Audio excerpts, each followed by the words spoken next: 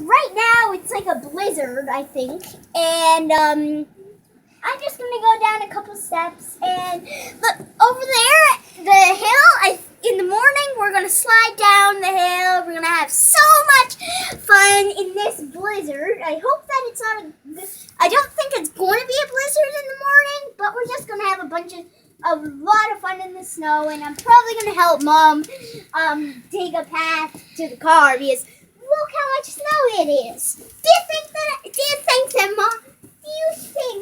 that we're just gonna do this by ourselves?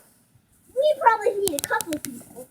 So I'm gonna go down 3 steps and just it's quite windy down here. And yeah, so it's a big blizzard, bunch of snow, and really windy, and I only have a sweater on. So that's all. And going down 3 steps. That's quite it was really cold.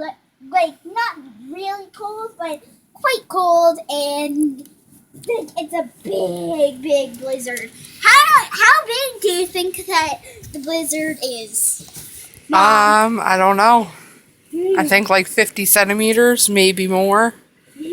Look at how tall that is. And look how big that hill is. That'll be fun. That'll be fun. Very fun. Well, I'll see you in the next video.